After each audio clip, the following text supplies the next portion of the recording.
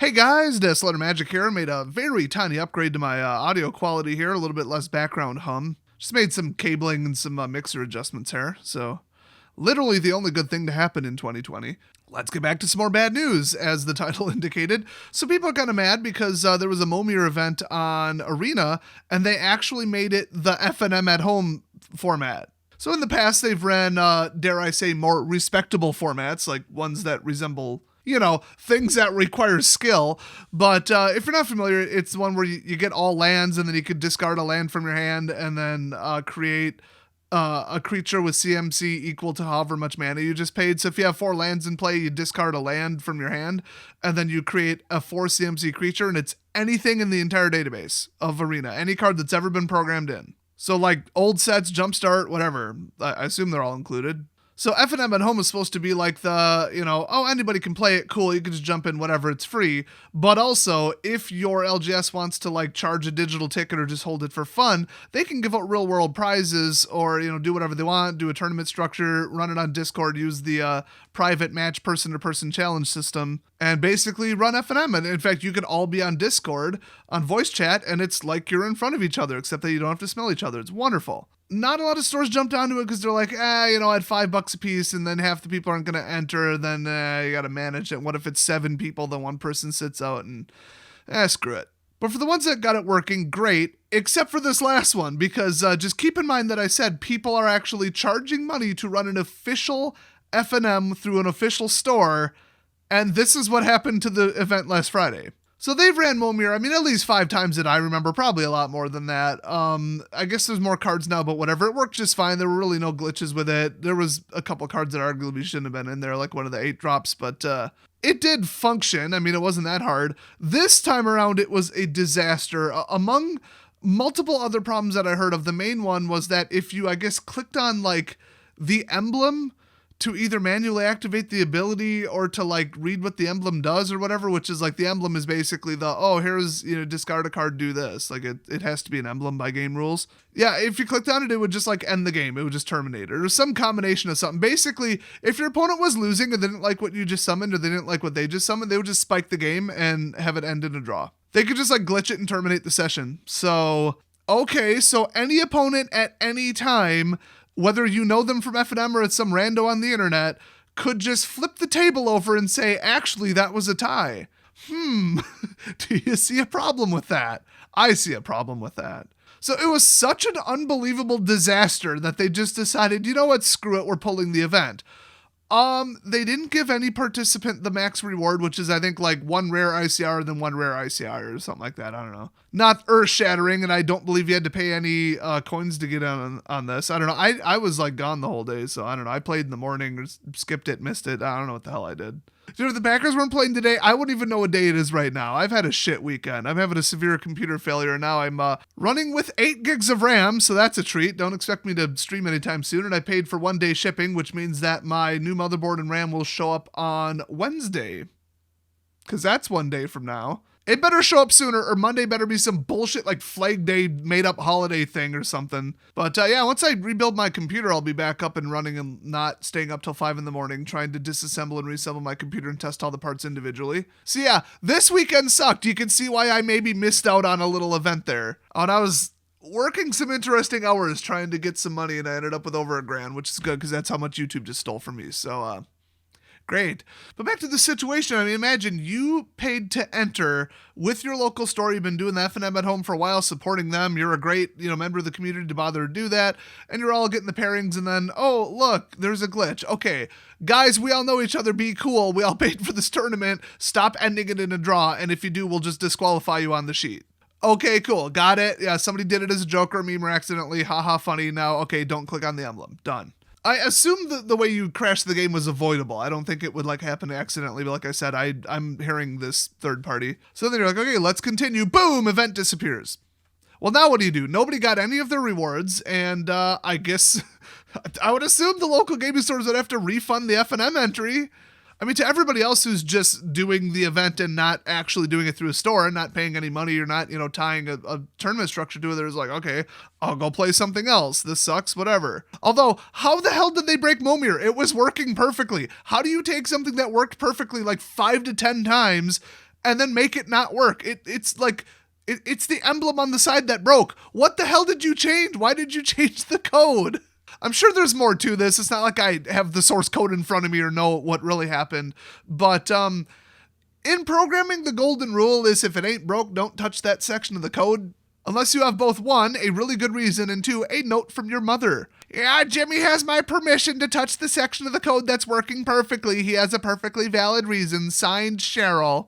And from the accounts that I heard of what was crashing and how and when, it wasn't like, oh, the new Jumpstart cards aren't generating correctly, or oh, some thing with a funny CMC kind of broke the code, like some new thing they added. No, they just straight up broke something that worked just fine. So that is embarrassing. If you didn't catch my other video, it looks like from Wizards of the Coast hiring page, they are hiring just about the entire arena maintenance staff all over again.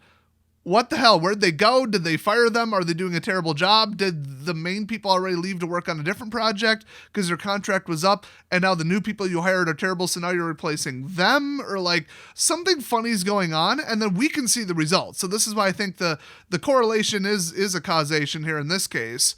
Compared to the first like year and a half of Arena, so basically like the whole beta period pretty much, it worked so amazingly well. If there was a problem, they fixed it so quick. It was designed just amazingly. The UI is like perfect. The gameplay is amazing. Like there was these little tiny nitpicky things and some pretty critical stuff, whatever. But I mean, it launched as a beta in better condition, better working order than most AAA games launch on launch day. I mean, whoever was working on it really knows their stuff, and they introduced like, this person's from Valve, this person's from Microsoft, they worked on Halo, this person's from these giant projects. And I'm like, okay, they are hiring people who have proved they know what they're doing. Cool.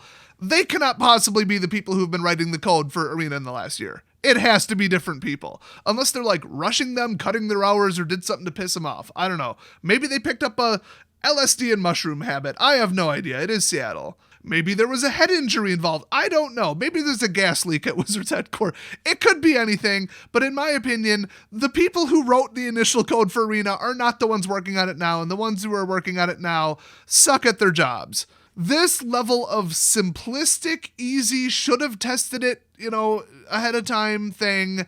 It's like, how do you test Momir to make sure it still works with the new cards? Well, you go in, you play a couple games, and then you click on everything there is to click on, and you do everything there is to do.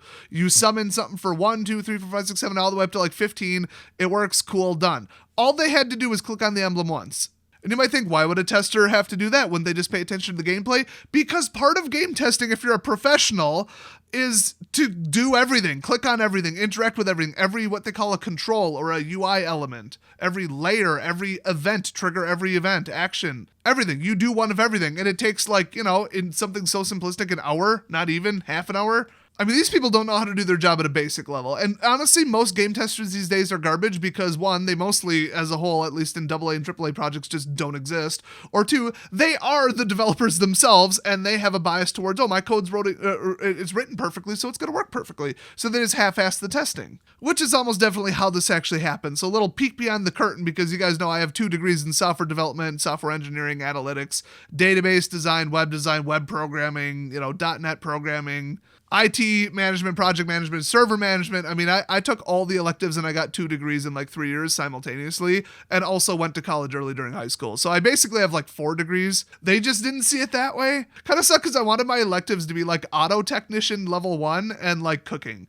I'm now not very good at either, to be honest. So this is just another black eye for Wizards because people don't see it as, these are the probably working from home at this point, which is, by the way, that's a huge factor I didn't answer before. No matter who it is, they're working from home. To me, that wouldn't affect my thing. The last programming assignment I worked on, I did from home. Who cares? It worked perfectly. I don't care. It's code. It doesn't matter where I write it. I probably work better from home. But anyway, I don't think the community sees it as like, that's that group screwing up, and now this one's design screwing up. This one's marketing and production screwing up. They're just like, Wizards screwed up again, because to them it's all Wizards, because people don't like know the corporate structure. Like most people are just, they have a passing interest in the game. So to them it's just, WOTC screwed up. WOTC screwed up. Oh, look, they screwed up again. Oh, look, they broke their event. Oh, well, screwing over the LGSs and making them look bad by proxy, sort of. Forcing them to refund entries and just scramble to do something about something that's out of their control. Great, thanks, awesome. It's so careless, it's so unnecessary, it's so preventable. I mean, on the preventability scale, making a standard that's actually extremely perfectly well balanced without any need for maintenance or anything and having the meta settle into a perfect area, that is unbelievably difficult. Now, they're screwing up to a level that's not unbelievably difficult to avoid, but that's hard. Making a perfectly balanced standard meta is difficult, but making a Momir event that works when you already have a Momir event that works, not difficult. Put in the minimum amount of basic time, effort, and staff hours and pay. Just like act like you give a shit and spend a little bit of time and money, Wizards. That's it. Just a little tiny bit. Not even a big commitment. It would even be considered not going above and beyond, but like, you know, doing your job. Not particularly difficult. Also, I heard about something that I haven't personally seen. Somebody said that they're like stretching out the win screen. They must have already like the victory screen after you win in like standard ranked or something. I don't know. I heard something about it all over. People were bitching about, oh, now it takes too many seconds and it runs this whole thing. I hopped on ASAP to see it, won my first game, and I didn't see nothing. Then I lost on purpose, didn't see anything. So I don't know. I don't know what y'all talking about, but that was another thing that I assume by the time I saw it, they had rolled it back is what happened. So that's just another thing. I mean, it could have just been wow, I can't believe people didn't like this thing, because I heard it was like something about it would show you more information. People are just like, oh, I don't want to wait 10 seconds or whatever the hell it was, which is, I mean, that's unreasonable, but whatever. But it's just like another thing that the community didn't like. Now, if they had the time and the effort and if they thought it was necessary, I don't think it is. They could take everything, run a test server, have invite-only testers, you know, have their big creators be testers, beta testers, judges, whatever. They give them feedback about every single change they make, and then they could review it, take 2 weeks to make changes and all that. This isn't the type of project that you should need to do that on. Honestly, just the software and the game aren't complicated enough to merit that, and you shouldn't need that, and you don't really have that much time with Magic the Gathering either. You can't just take an extra 2 weeks while you test something or an extra month because like this shit needs to go out. Like a new set came out, a new event is out. It's just do it. But a little bit of internal testing would have been nice. But yeah, there are ways to avoid it and make the product perfect. That's why you can look at games, very rarely AAA games, usually independent games, where they are run practically perfectly and there are like no problems. And if a problem arises, it's an anomaly and they'll fix it in like a day. It's almost like the bigger the company with the more infrastructure, bureaucracy, and people management messing with stuff that they shouldn't even be involved in and injecting themselves into things that they aren't qualified to comment on and then enforcing that on people. And then it just all goes absolutely tits up. Gee, does that sound like anyone? I mean, besides like EA and, you know who I'm referring to. But yeah, also Wizards of the Coast. I mean, they pay allegedly $200,000 a year for a diversity, whatever the hell manager thing, just to sit there and bitch at people how they're, I don't know, acting too white and blinking at black people the wrong way, even though they don't hire any black people. So that's how they run their company. They use contractors because they're cheaper and don't have to pay them benefits. Are scattered all over the US and the world. It's a mess. Their whole corporate structure is a mess. And you know what? Maybe even later today, I think I'll finally make that Glassdoor video because my God, did it get mad views last time? And it was probably one of the funniest like dunks on Wizards I have ever seen. And it wasn't even me. It was just me reading ex-employees' reviews of the company. So if you want to see that, it's coming soon. It's on my to-do list for at least like this week. Hit that subscribe button because my God, was that some funny shit. Also, the election's in 9-10 days or whatever. You might want to jump on my emergency survival and disaster preparedness channel. Those two things are certainly not related, and I didn't set them up as a logical flow of information there at all. Just kidding. Everything's going to go to shit probably. Probably not long term. People are like, World War III and the Martians take the time to invade. Okay, yeah. But no, there's going to be, what does the media call it? Unrest. You might want to have some basic security precautions, just some, it's like, what should you set aside? What should you do? How should you prepare? Where should you go? What should you do? What should you avoid? It's all pretty much on that channel, plus a video that I'm gonna put up before the election. But I mean, right now, how to build a bug out bag in case you got to leave, evacuation procedures and how to make it, less impactful to your life, where to go, how to move, what to have. I got just daily security, whether you're in an alerted state or you just want to improve your daily security, like, don't unlock your car until you're within touching distance of it.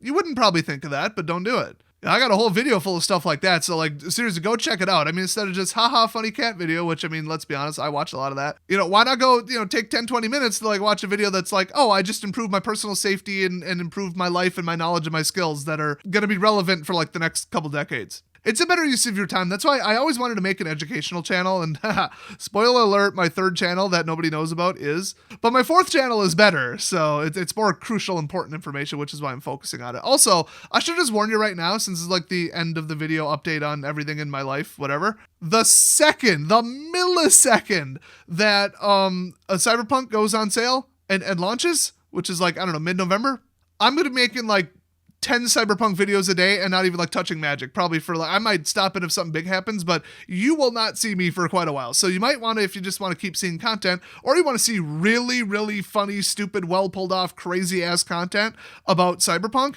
subscribe to my second channel, which is Desolator Gaming. I finally linked to both on my About tab. It's been like 3 years and I finally figured out how to do it. So go check that out, and don't think I mysteriously disappeared off the face of the earth on November, 17th?